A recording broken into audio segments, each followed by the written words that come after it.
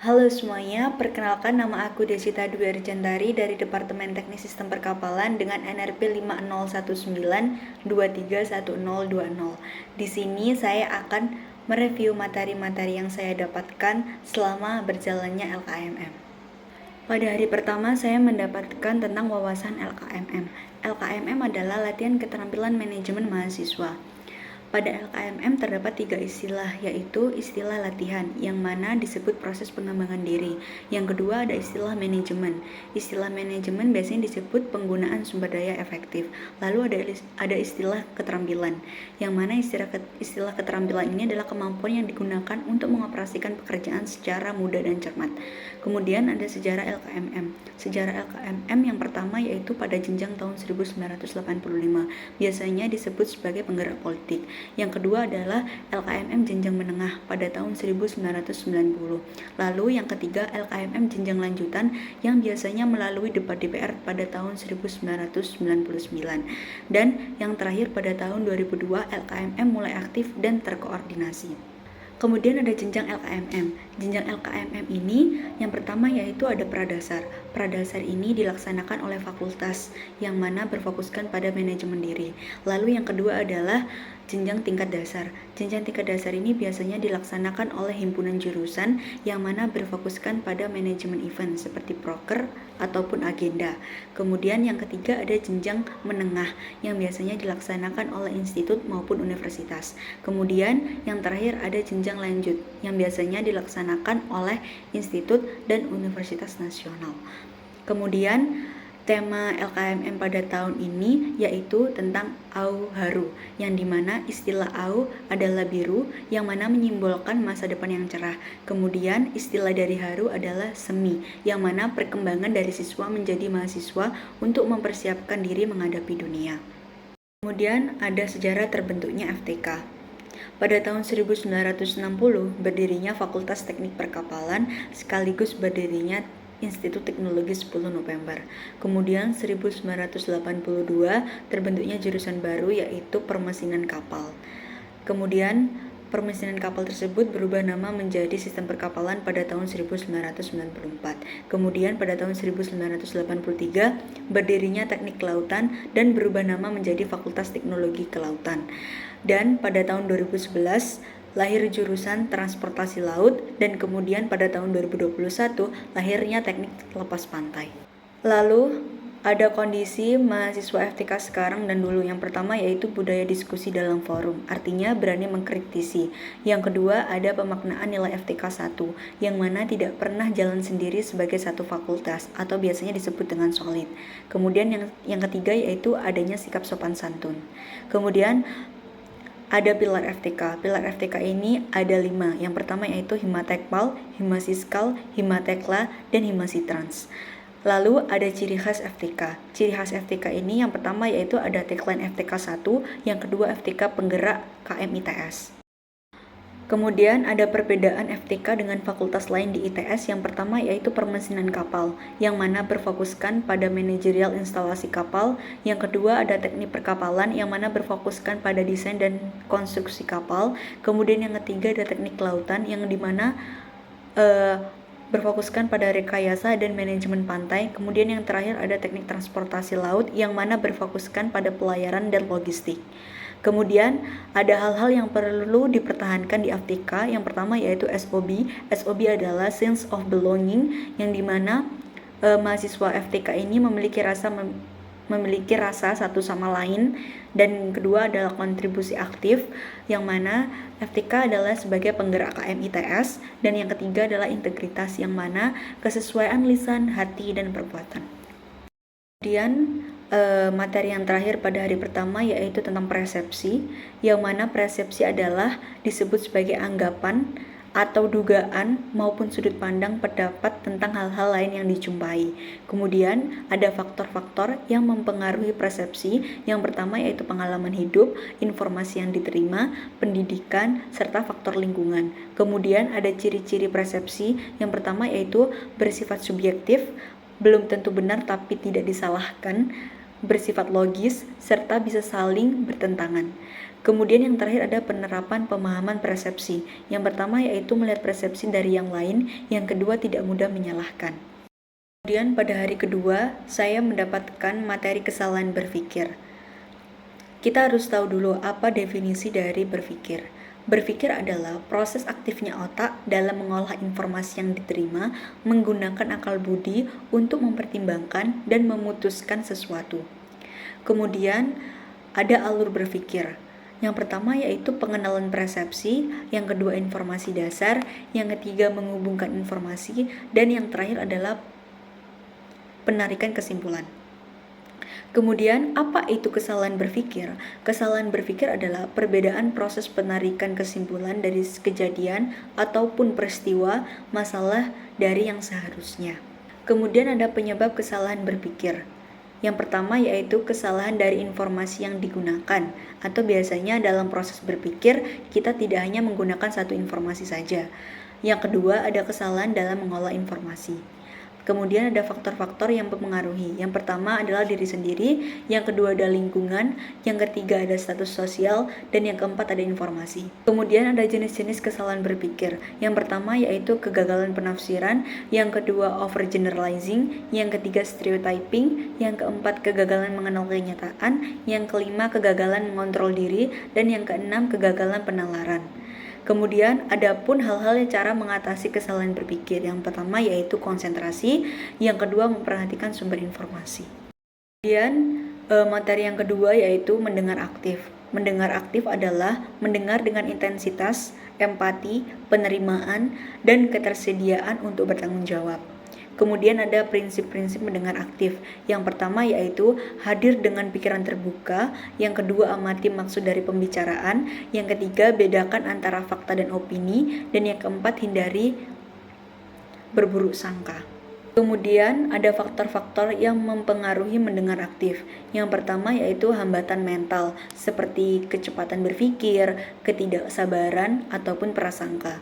Dan yang kedua ada hambatan fisik, yang mana ada internal yaitu kesehatan terganggu, yang kedua ada eksternal seperti suara atau situasi maupun kondisi. Kemudian ada manfaat mendengar aktif. Manfaat mendengar aktif yaitu yang pertama membantu menyelesaikan masalah, yang kedua membantu mengenali watak seseorang, yang ketiga membantu dan meningkatkan hubungan, dan yang keempat mendapatkan dan memberikan informasi. Lalu ada alur-alur mendengar aktif. Yang pertama yaitu hearing, kedua understanding, yang ketiga remembering, yang keempat interpreting atau mengambil kesimpulan, yang kelima ada evaluating, yang keenam responding. Kemudian ada hal-hal penting dalam mendengar aktif. Yang pertama yaitu ada intensitas, yang kedua ada simpati, yang ketiga kemampuan untuk memasuki dunia yang dipersepsikan orang lain, yang keempat ada penerimaan pesan, yang kelima kesediaan dalam menerima pesan, serta yang terakhir adalah feedback. Kemudian materi yang terakhir pada hari kedua yaitu berbicara efektif. Definisi berbicara aktif dan efektif yaitu kemampuan menyampaikan maksud dan tujuan dengan sistematis, jelas, padat, lugas, dan mudah dipahami oleh pendengar dengan sempurna. Kemudian ada hal-hal yang harus dimiliki dan diperhatikan. Yang pertama adalah tujuan pembicaraan, yang kedua topik yang dibicarakan, yang ketiga pendengar atau biasanya disebut dengan siapa kita berbicara, yang keempat penghubung, yang kelima teknik berbicara, biasanya bahasa tubuh, mimik wajah, ataupun suara. Yang keenam ada batas waktu, dan yang ketujuh menerima dan menanggapi argumen tersebut.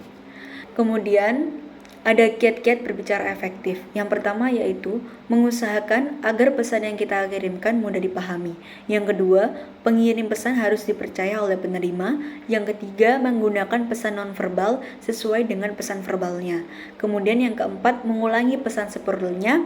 Yang kelima, berusaha mendapatkan feedback tentang pesan yang ditangkap oleh penerima. Kemudian yang terakhir ada hal-hal yang perlu dilaksanakan dalam mengungkapkan perasaan menggunakan beberapa cara. Yang pertama yaitu menggunakan perasaan, menyebutkan bentuk tindakan yang disebabkan perasaan, serta yang terakhir menggunakan kiasan ataupun analogi. Lalu ada tips untuk berbicara di depan umum. Yang pertama, kita menyusun pikiran sebelum berbicara. Yang kedua, memperhatikan kondisi lawan bicara. Yang ketiga, menyampaikan suatu gagasan atau ide dalam pembicaraan. Yang keempat, merumuskan pernyataan secara singkat. Yang kelima, memahami jumlah informasi yang sudah dimiliki pendengar. Yang keenam, menyesuaikan rumusan pesan dengan sudut pandang pendengar. Dan yang terakhir yaitu adalah kritis dalam memahami argumennya. Kemudian di hari ketiga, saya mendapatkan materi tentang aku. Aku adalah ambisi, kenyataan, dan usaha. Yang pertama, kita akan membahas apa itu pola pikir prestatif. Sebelum kita memasuki itu, kita akan bedah dulu apa itu istilah dari pola. Pola adalah sesuatu yang tidak sama dengan acak, tetapi mempunyai keteraturan yang kemudian ada ciri-cirinya atau sistem cara kerjanya. Yang kedua, ada prestatif. Prestatif adalah memiliki sifat prestasi. Sehingga prestasi adalah hasil kerja yang pantas dihargai, hasil yang dicapai lewat usaha dan bukan karena kebetulan, serta hasil yang optimal sehubungan dengan kemampuan. Sehingga kita bisa menyebutkan pola pikir prestatif adalah suatu bentuk pemikiran yang selalu berorientasi untuk mencapai keberhasilan. Kemudian ada ciri-ciri pola pikir prestatif. Yang pertama yaitu terarah pada tujuan, yang kedua memiliki kemungkinan hambatan, yang ketiga memikirkan alternatif tindakan, yang keempat memikirkan kemungkinan bantuan hal yang mendukung untuk mencapai tujuan, dan yang kelima dirinci menjadi langkah-langkah. Kemudian adapun cara mengembangkan kebiasaan berpikir prestatif. Yang pertama yaitu biasakan untuk menanyakan tujuan dari tiap tindakan. Yang kedua, biasakan mempertanyakan peluang keberhasilan dan memikirkan kemungkinan hambatan. Yang keempat, biasakan membuat tolak ukur keberhasilan. Dan yang terakhir, biasakan mencari kemungkinan bantuan. Kemudian kita akan membahas apa itu ambisi. Ambisi adalah keinginan yang besar untuk menjadi atau memperoleh suatu keinginan yang kita ingin capai. Kemudian ada jenis-jenis ambisi. Yang pertama yaitu ambisi hampiran atau biasanya yang diusahakan untuk terjadi. Contoh, IP harus 3,8. Yang kedua, ada ambisi tindakan, yang mana ambisi ini diusahakan agar tidak terjadi. Contohnya, IP tidak boleh kurang dari 3,8. Kemudian, kita akan membahas kenyataan. Kenyataan adalah hal yang benar-benar nyata adanya tanpa dibuat-buat. Kemudian ada jenis-jenis kenyataan. Yang pertama yaitu internal atau biasa disebut sebagai keyakinan, kesanggupan pribadi seperti minat, gaya kerja, maupun kebiasaan emosi. Yang kedua, ada eksternal. Eksternal itu biasanya dari faktor situasi dan kondisi atau lingkungan luar. Kemudian, ada metode analisa kenyataan. Biasanya kita menganalisa dengan cara SWOT. Yang pertama yaitu dengan strength, kekuatan, yang kedua dengan weakness, kelemahan, yang ketiga dengan opportunities, yaitu peluang, dan yang terakhir adalah threat, yaitu ancaman. Kemudian kita akan membahas tentang usaha. Usaha adalah kegiatan mengerahkan tenaga atau pikiran untuk mencapai suatu maksud tertentu. Jenis-jenis usaha yaitu usaha maksimal kelebihan dan usaha meminimalisir kekurangan. Kemudian materi yang kedua yaitu tentang SRK, sasaran, risiko, dan konsekuensi. Yang pertama kita akan membahas tentang sasaran. Sasaran adalah yang didasarkan menjadi tujuan. Sasaran merupakan sesuatu yang ingin dituju secara individu maupun bersamaan. Kemudian ada macam-macam sasaran. Yang pertama itu sasaran individu, contohnya seperti nilai akademis. Yang kedua ada sasaran kelompok, contohnya seperti kepanitiaan, organisasi, dan lain sebagainya. Kemudian ada gangguan yang dapat muncul dalam pencapaian sasaran. Yang pertama yaitu menurunnya motivasi atau biasanya disebut dengan demotivasi. Yang kedua, pengaruh dari luar. Dan yang ketiga, keadaan lingkungan yang berubah. Kemudian ada definisi resiko. Resiko adalah kemungkinan untuk bertemu dengan sebuah bahaya ataupun sesuatu yang sangat tidak kita inginkan. Resiko juga merupakan hal yang masih sebatas prediksi dan belum tentu terjadi. Kemudian ada definisi konsekuensi. Definisi konsekuensi yaitu adalah hasil yang kita dapatkan setelah melakukan sebuah perbuatan di waktu yang lalu. Konsekuensi juga merupakan reaksi dari aksi yang kita perbuat. Sehingga hubungan SRK adalah yang pertama, sasaran merupakan sesuatu yang ingin dituju atau dicapai baik secara individu maupun bersamaan. Yang kedua, efek dari pencapaian sasaran adalah senang, bahagia, terpuaskan, dan lain sebagainya. Dan yang terakhir, untuk mencapai sasaran kita dapat melakukan sesuatu usaha untuk mencapai sasaran tersebut, seperti contohnya rencana. Kemudian, cara meminimalisir kegagalan yang pertama yaitu tuliskan, membuat komitmen, motivasi, membuat rencana cadangan, do the best, evaluasi, dan yang terakhir adalah berpikir positif. Kemudian, materi yang ketiga yaitu tentang pengenalan diri. Definisi dari pengenalan diri yaitu merupakan kemampuan seseorang untuk melihat kekuatan dan kelemahan yang ada pada dirinya sehingga dapat melakukan respon yang baik. Metode pengenalan diri yaitu ada MBTI untuk mengetahui potensi seseorang tentang bagaimana ia mempersepsikan dunianya. Kemudian ada skala kecenderungan MBTI. Yang pertama yaitu orientasi diri, biasanya dibagi dua yaitu extrovert dan introvert. Yang kedua ada cara melihat dunia dan memproses informasinya. Biasanya ditunjukkan oleh intuition dan thinking. Kemudian yang ketiga mengambil keputusan dengan merespon perasaan. Biasanya ditunjukkan oleh thinking dan feeling.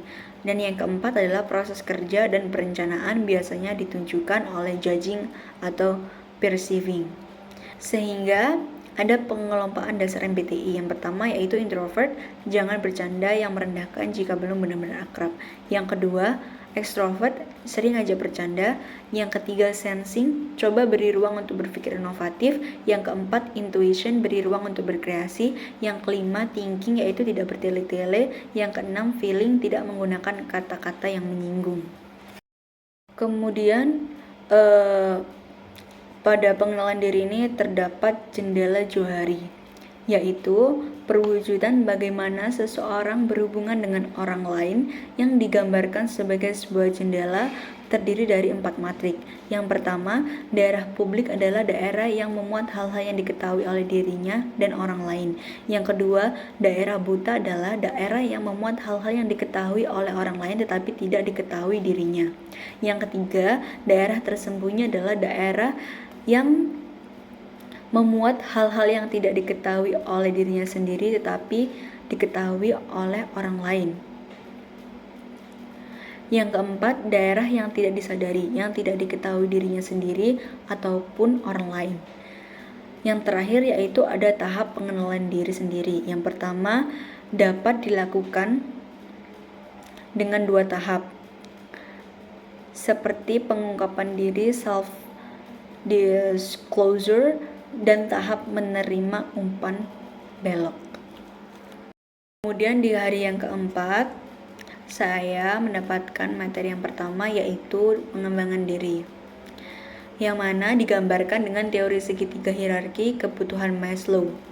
Yang pertama yaitu aktualisasi diri atau biasa disebut pengembangan diri. Yang kedua penghargaan, biasanya disebut sebagai pencapaian. Yang ketiga itu sosial, biasanya disebut sebagai afeksi atau relasi keluarga. Yang keempat ada rasa aman, biasanya disebut kestabilitasan. Dan yang keempat fisiologis, yang artinya makan, minum, tidur, dan pakaian. Kemudian ada hal-hal yang harus diperhatikan. Yang pertama yaitu kepercayaan diri, yang kedua tetap realistis, yang ketiga hadapi rasa takut Anda, dan yang keempat tanggung jawab. Serta yang kelima adalah jangan lupakan kondisi terburuk.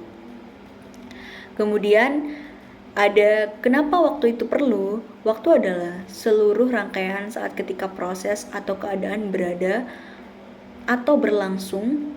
Dan kemudian waktu juga adalah sifat yang tidak dapat kembali, cepat, berlalu, momen yang belum tentu keulang. Kemudian ada indikasi pengaturan waktu yang buruk. Yang pertama yaitu sering menghadiri acara yang kurang penting, yang kedua suka menunda pekerjaan, yang ketiga sering melakukan pekerjaan dalam kondisi mendesak, yang keempat sering menghabiskan waktu untuk having fun, yang kelima sering merasa sibuk, dan yang keenam produktivitas kerja berkurang. Sehingga dengan adanya pengembangan diri tersebut, terciptalah kuadran waktu, yang mana kuadran waktu adalah memetakan kegiatan kita berdasarkan kepentingan dan waktunya, sehingga mengetahui apa yang perlu dikerjakan terlebih dahulu. Yang pertama, kuadran 1 yaitu mendadak dan penting. Yang kedua, kuadran 2 menunjukkan tidak mendesak tapi penting, dan kuadran 3 menunjukkan tidak penting tapi mendesak. Dan yang terakhir, kuadran 4 menunjukkan tidak mendesak dan tidak penting. Kemudian materi yang kedua yaitu pribadi dan organisasi. Apa sih pribadi dan organisasi itu? Pribadi adalah manusia sebagai perseorangan atau diri sendiri. Organisasi adalah kelompok kerjasama antara orang-orang yang diadakan untuk mencapai tujuan bersama. Kemudian ada peran organisasi dalam pengembangan diri. Yang pertama yaitu organisasi memberikan keuntungan kepada pribadi untuk dapat mencapai tujuannya. Peran organisasi bagi pribadi yang pertama yaitu manusia biasanya mengkelompokkan dirinya dengan orang lain untuk tujuan yang sama. Yang kedua, tujuan yang sama dan telah disepakati bersama. Yang ketiga, berkumpulnya sumber daya. Yang keempat, tujuan organisasi adalah tujuan pribadi bersama. Sehingga fungsi dari organisasi dan dalam pengembangan diri yaitu pertama ada wadah, yang kedua ada proses, yang ketiga ada alat untuk mencapai tujuan. Sehingga bidang-bidang organisasi dalam pengembangan diri yang pertama yaitu bidang keilmiahan, yang kedua bidang manajerial, yang ketiga bidang minat bakat, yang keempat bidang kewirausahaan. Sekian dari review materi saya. Mohon maaf bila saya kurang dalam menyampaikan review materi saya, dan mohon maaf jika saya ada salah kata. Wassalamualaikum warahmatullahi wabarakatuh.